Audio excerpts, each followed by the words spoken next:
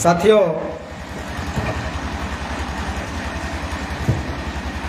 आज आप लोगों के बीच में ये राष्ट्रीय पिछड़ा वर्ग मोर्चा की परिवर्तन यात्रा पहुंची है।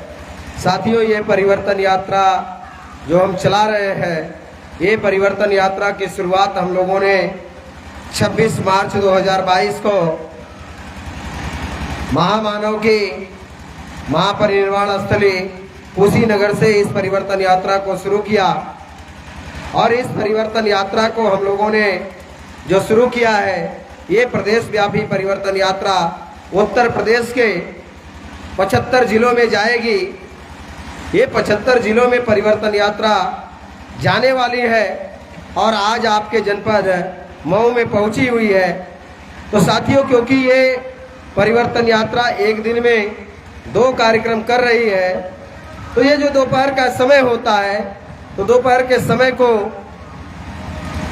इस धूप में, क्योंकि इस समय की जो धूप लगती है, ये धूप सहन करने वाली धूप नहीं है। तो साथियों, अभी हम लोग ये परिवर्तन यात्रा, जैसे अभी कल आजमगढ़ में हम लोगों ने चलाया, कल आजमगढ़ की परिवर्तन यात्रा का यदि आप लोग राष्ट्रीय पिछड़ा वर्ग मोर्चा के लाइव पेज पर देखेंगे, फेसबुक पेज पर देखेंगे, तो आपको उसमें दिखाई देगा कि जो हम लोगों ने 2 कार्यक्रम शाम के किए, मनकाड़ी और उसके बाद बहरीडाल में, तो वो कार्यक्रम कितना भव्य कार्यक्रम हुआ है। उस कार्यक्रम में आए हुए जो लोग थे, वो खास तौर पर ओबीसी के लोग ही। तो साथियों, ये राष्ट्रीय पिछड़ा वर्ग मोर्चा जो परिवर्तन यात्रा चला रही है, ये परिवर्तन यात्रा के 20 मुद्दे हैं। ये 20 मुद्दों के आधार पर ये परिवर्तन यात्रा चला रहे हैं। साथियों, ये परिवर्तन यात्रा चलाने की जरूरत क्यों है? अब कहते हैं भाई 8 साल से देश का प्रधानमंत्री ही पिछड़े वर्ग का है। लोग कह रहे हैं कि देश का प्रधानमंत्री ही पिछड़े वर्ग का है, तो फिर पिछड़े वर्ग को परिवर्तन यात्रा चलाने की जरूरत क्यों है? तो पिछड़े वर्ग का प्रधानमंत्री नहीं है, बल्कि क्या है? पिछड़े वर्ग का प्रधानमंत्री नहीं है, बल्कि वो एक कठपुतली की तौर पर है। वो एक कठपुतली है। उसके पीछे जो काम करने वाले लोग हैं, वो दूसरे लोग हैं। मतलब ये केवल उनको दिखाया जा रहा है ये देश का प्रधानमंत्री है। ये देश का प्रधानमंत्री नहीं, बल्कि देश का प्रधानमंत्री कोई और है, जो मोहन भागवत है। मोहन भागवत ही देश का प्रधानमंत्री है। साथियों, उत्तर प्रदेश की गवर्नमेंट बनाने से पहले, उत्तर प्रदेश की गवर्नमेंट की शपथ लेने से पहले ही योगी को पहले आरएसएस प्रमुख को मिलना होता है। और अखबारों में भी छप कर आता है कि आरएसएस प्रमुख ने योगी को मुख्यमंत्री बनाने के लिए, मुख्यमंत्री बनाने से पहले उन्हें कुछ बातें बताई है, और उसके आधार पर यदि काम करेंगे तो ही 5 साल के लिए मुख्यमंत्री होंगे। अगर उसके आधार पर नहीं करते हैं तो नहीं रहने वाले। तो साथियों, जो ओबीसी की 8 साल से मुख्यमंत्री प्रधानमंत्री है, लेकिन ओबीसी की जाति आधारित जनगणना, ओबीसी की जाति आधारित जनगणना नहीं की गई। ओबीसी की जाति आधारित जनगणना नहीं की गई। और जो हमारा तीसरा मुद्दा है साथियों, दूसरे मुद्दे पर ईवीएम है। ईवीएम के बाद तीसरा मुद्दा जो हमारा है कि ये केंद्र की सरकार ने जिस वादे को करते हुए कि किसान अपना आंदोलन समाप्त करें, दिल्ली के बॉर्डरों से अपना आंदोलन समाप्त करें, तो उसमें एक प्रमुख मुद्दा उन्होंने दिया था कि किसानों का न्यूनतम समर्थन मूल्य की गारंटी का कानून बनाएंगे। किसानों की फसल के न्यूनतम समर्थन मूल्य की गारंटी का कानून बनाएंगे। बनाया क्या? न्यूनतम समर्थन मूल्य की गारंटी का कानून बनाया। तो साथियों, न्यूनतम समर्थन मूल्य जैसे अभी ये अप्रैल के महीने में, अप्रैल के लास्ट तक या मई के लास्ट तक में सभी खेतों की गेहूं की कटाई मड़ाई हो जाएगी। तो गेहूं का न्यूनतम समर्थन मूल्य है 1975 रुपए कुंटल। उसका न्यूनतम समर्थन मूल्य है 1975 रुपए कुंटल। लेकिन यहाँ जितने लोग बैठे हुए हैं, जितने लोग भी बैठे सभी किसान परिवार के लोग हैं, सभी किसान परिवार के लोग हैं। आपके खेत से कितने लोगों का गेहूं 1975 रुपए कुंटल का बिकेगा, ये आप लोग जानते हैं। 1975 रुपए कुंटल के गेहूं का दाम रखा गया, लेकिन 1450 से 1500 ज्यादा बिकने वाला नहीं है। 1450 से 1500 से ज्यादा बिकने वाला नहीं है। क्यों बिकने वाला नहीं है? मैं ऐसा कह रहा था तो एक किसान ही कहने लगे, अरे आप कहां से बोल रहे हैं, न्यूनतम समर्थन मूल्य पे तो बिकता है। हमने कहा बिकता है, आप किस आधार पर कह रहे हैं? अरे हम सरकारी आंकड़े के आधार पर कह रहे हैं। सरकार कहती है कि देश के 6% अनाज को न्यूनतम समर्थन मूल्य पर खरीदा जाता है, 94% अनाज को खुले मार्केट में बेचा जाता है। अब 6% अनाज न्यूनतम समर्थन मूल्य पर बिकेगा, 94% अनाज कहां बिकेगा? वो कहते हैं नहीं 1975 का हमारा गेहूं बिकेगा। तो हम कह रहे 1975 का ही क्यों भाई? मक्के का न्यूनतम समर्थन मूल्य 1850 रुपए कुंटल है, लेकिन बाबा रामदेव 72 रुपए किलो बेच रहे हैं ना। आपका 1850 रुपए, मतलब 18 रुपए 50 पैसा किलो, और बाबा रामदेव 72 रुपए किलो बेच रहे हैं ना। और उतना ही क्यों? अगर क्वालिटी का, बेगरी का, नेस्ले का अगर कॉर्नफ्लेक्स लेने चले जाओ तो 1 किलो का पैकेट 399 का बेच रहे हैं। बिक ही रहा है, उसका तो बिक रहा है, लेकिन किसान का बिक रहा है क्या? किसान का तो न्यूनतम समर्थन मूल्य जो रखा गया, वो न्यूनतम समर्थन मूल्य पर किसी प्रकार का कोई अनाज बिकने वाला नहीं है। इसलिए न्यूनतम समर्थन मूल्य की गारंटी का कानून बनाया जाए, ये मुद्दा राष्ट्रीय पिछड़ा वर्ग मोर्चा ने इस परिवर्तन यात्रा में शामिल किया है। ओबीसी की जातीय आधारित जनगणना की जाए, इस मुद्दे को शामिल किया। ओबीसी के 314 बच्चे जो आईएएस की ट्रेनिंग पूरी कर लिए, उनकी बहाली आज तक नहीं की गई। कैसे देश का प्रधानमंत्री ओबीसी का है कि 314 बच्चे आईएएस की ट्रेनिंग पूरी कर लेते हैं, उनको पोस्टिंग नहीं दी जाती है, उनको क्रीमी के नाम पर छाड़ दिया जाता है। साथियों, इसमें मुद्दा रखा गया ओबीसी का क्रीमी लेयर समाप्त करो, क्रीमी लेयर समाप्त करो। साथियों, क्रीमी लेयर क्यों समाप्त करने की बात कर रहे हैं? क्रीमी लेयर क्यों समाप्त करने की बात कर रहे हैं? वो कहते हैं कि रिजर्वेशन देंगे, लेकिन किसको देंगे? जो क्रीमी लेयर के दायरे से बाहर है, जो क्रीमी लेयर के दायरे में आता है, जिसकी सालाना आय अभी 8 लाख रुपए हो गई, उसके बच्चे को नहीं देंगे। तो साथियों, अगर 8 लाख रुपए सालाना 4 साल में कितना हुआ? 32 लाख रुपए हुए। और 4 साल में अगर अपने बच्चे को आपको एमबीबीएस कराना है तो 4 साल के एमबीबीएस की फीस कितनी देनी है? 1.5 करोड़ रुपए। 4 साल में फीस देनी है 1.5 करोड़ रुपए, और आपकी आय कितनी है? 32 लाख रुपए। 1.5 करोड़ रुपए कहां से देंगे? आय है 32 लाख रुपए और देना है 1.5 करोड़ रुपए। तो बच्चे को अगर एमबीबीएस बनाने के लिए ही सारा पैसा लगाएंगे तो भी नहीं बन सकता। घर के अन्य खर्चे कैसे चलाएंगे? दूसरे बच्चे को कैसे पढ़ाएंगे? तो साथियों, जो क्रीमी लेयर समाप्त किया जाए, क्योंकि शिक्षा, चिकित्सा, रोजगार ये फंडामेंटल राइट है, ये मौलिक अधिकार है। ये मौलिक अधिकार ये केवल संवैधानिक अधिकार नहीं है कि ये केवल कॉन्स्टिट्यूशनल राइट है। ये कॉन्स्टिट्यूशनल राइट ही केवल नहीं, बल्कि ये फंडामेंटल राइट है, ये मौलिक अधिकार है। संविधान में लिख कर दिया गया, शिक्षा चिकित्सा मुफ्त होनी चाहिए। शिक्षा और चिकित्सा, अगर कोई बीमार हो जाए, किसी को कैंसर हो जाए, तो बड़े सेलिब्रिटी हैं, तो उनका तो इलाज हो जाएगा, कैंसर से भी वो बच जाते हैं। मनीषा कोइराला को देख लो, कैंसर से भी बच गई ना।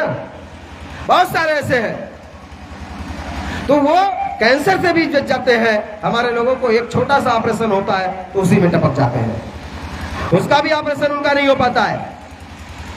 तो साथियों, शिक्षा और चिकित्सा, ये शिक्षा मुफ्त हो। शिक्षा मुफ्त नहीं होगी तो क्या होता है? शिक्षा मुफ्त नहीं होती है। 1.5 करोड़ रुपया लगाएगा जो अपने बच्चे को एमबीबीएस कराने के लिए, तो वो एमबीबीएस कराने के लिए अगर 1.5 करोड़ लगाएगा तो वही कराएगा जिसके पास और भी 1.5 करोड़ होगा।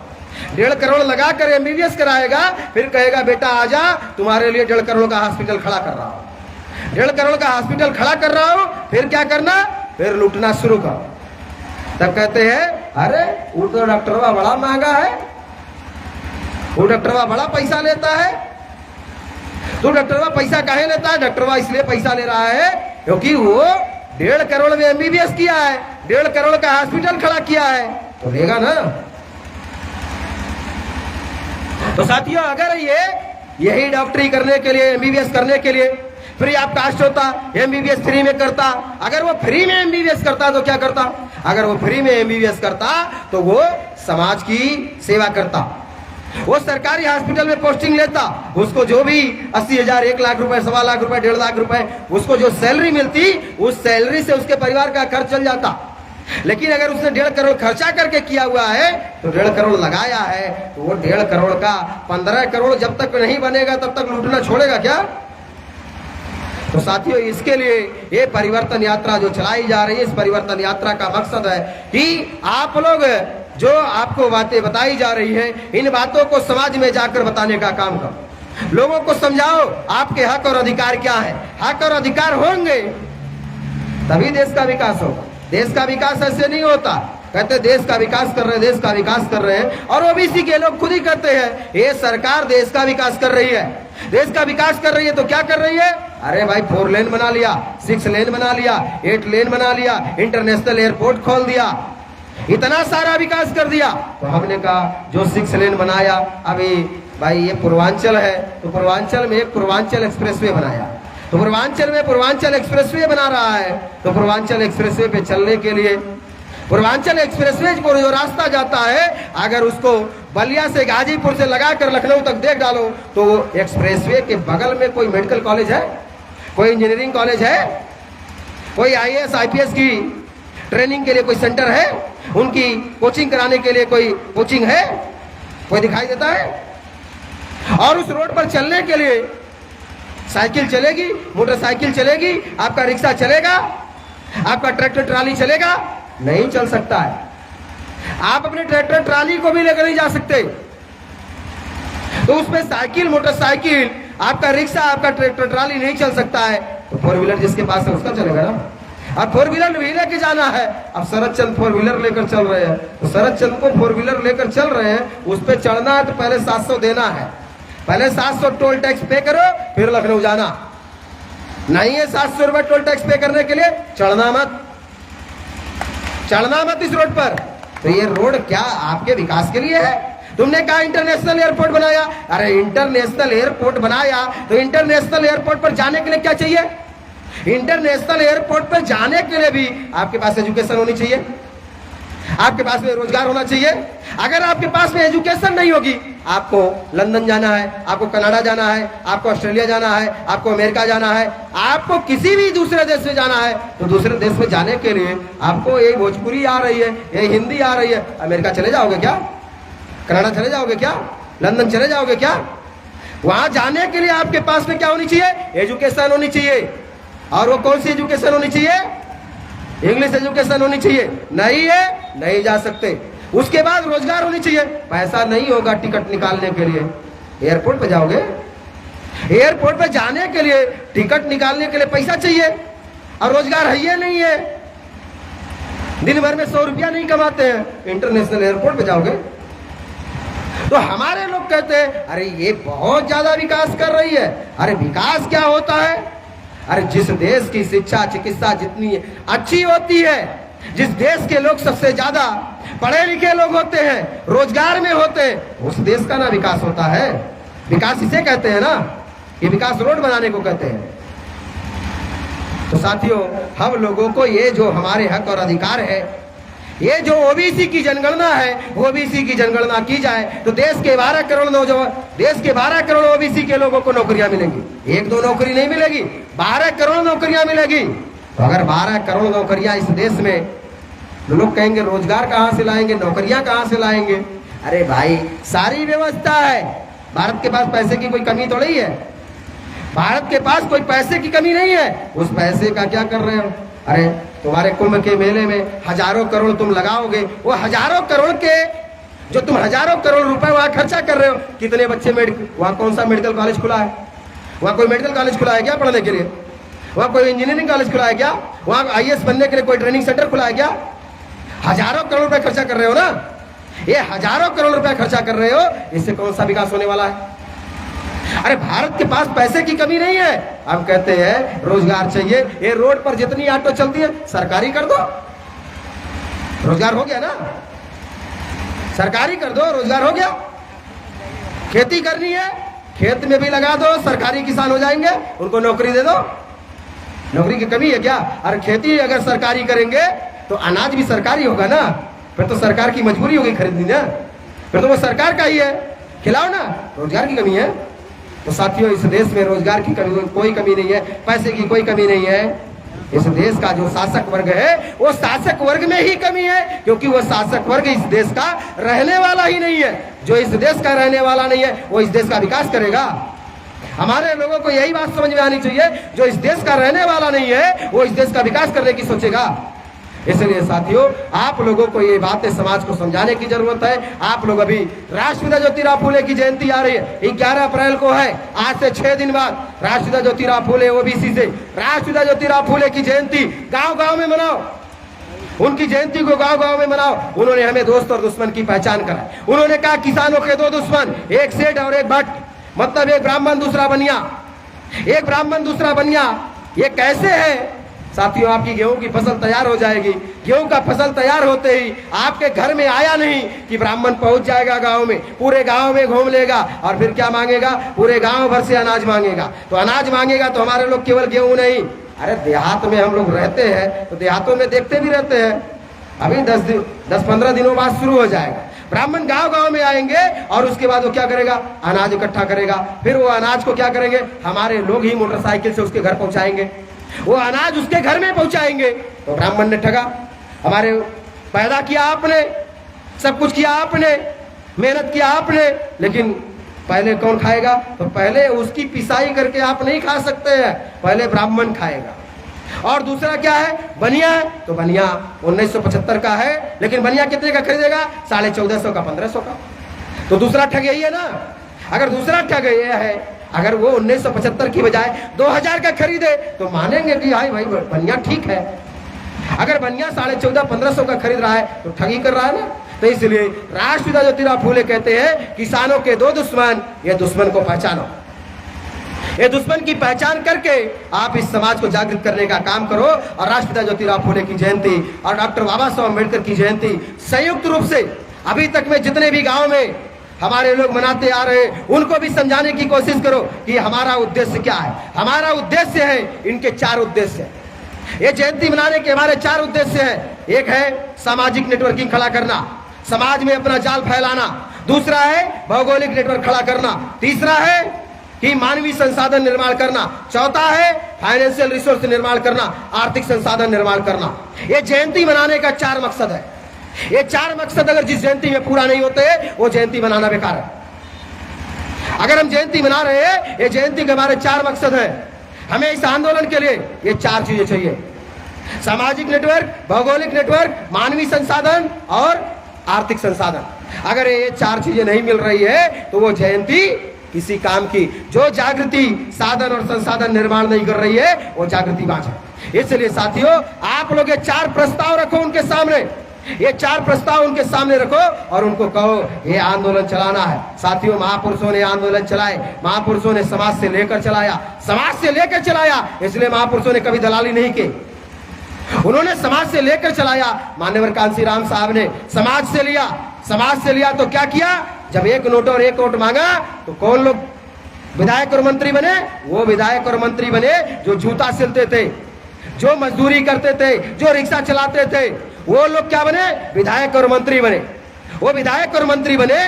तो इसलिए साथियों ये जो आंदोलन है, इस आंदोलन को उस समाज को देना, ये चीजें निर्माण करनी होंगी।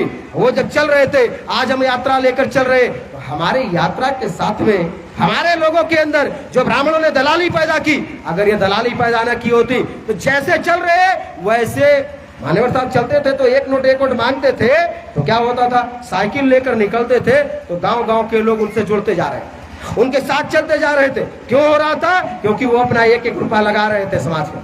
आज क्या हो रहा है? आज शासक वर्ग हमारे लोगों के वोट को खरीद रहा है, हमारे लोगों को वोट को खरीद रहा है। अच्छा तुम्हारे घर में 5 वोट है, ठीक है 5000 भिजवा देते हैं। 5 वोट है 5000 भिजवा देते हैं, 5000 मिल जाएगा इसलिए वोट। फिर कौन बनेगा? जो करोड़पति है। तो फिर कहते हो अरे 5 साल से विधायक है और शकल नहीं दिखाया। अरे शकल काहे दिखाएगा भैया? जब 10 करोड़ खर्चा किया तो तुम्हें शकल दिखाने के लिए थोड़ी खर्चा किया है।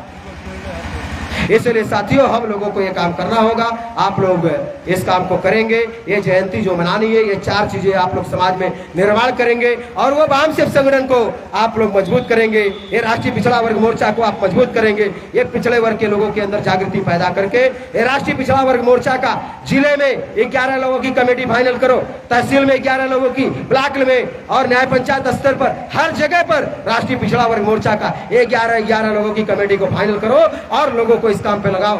लोग जागृत होंगे और उनको उनकी जिम्मेदारी दी जाएगी, क्योंकि जिम्मेदार जो होता है वही जवाबदेही लेता है। जो जिम्मेदारी लेता है वही जवाबदेही लेता है, अगर जिम्मेदारी नहीं कोई जवाबदेही नहीं। इसलिए साथियों आप लोगों को ये करना होगा, आप लोग ऐसा करेंगे। इस आशा और विश्वास के साथ मैं अपनी बात वहीं पर समाप्त करता हूँ। आपने मुझे सुना इसके लिए आभार, धन्यवाद। जय बोले।